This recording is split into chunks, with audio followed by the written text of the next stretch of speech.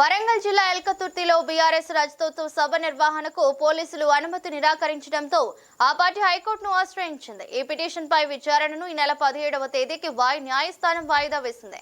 సభకు అనుమతించేలా పోలీసులను ఆదేశించాలని బీఆర్ఎస్ నేతలు తమ పిటిషన్లో కోరారు.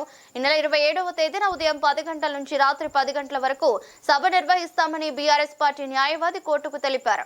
పార్టీ సిల్వర్ జూబ్లీ వేడుకల సందర్భంగా ఈ బహిరంగ సభను నిర్వహిస్తున్నట్లు ఆయన పేర్కొన్నారు. హోంశాఖ ముఖ్య కార్యదర్శి, వరంగల్ పోలీస్ కమిషనర్, కాజీపేట ఏసీపీలను బీఆర్ఎస్ ప్రతివాదులుగా చేర్చింది.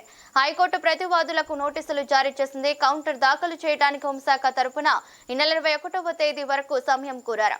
అయితే సభకు ఏర్పాట్లు చేసుకోవలసి ఉన్నందున ఈ నెల 17వ తేదీ నాటికి కౌంటర్ దాఖలు చేయాలని హైకోర్టు ఆదేశిస్తూ విచారణను వాయిదా వేసింది.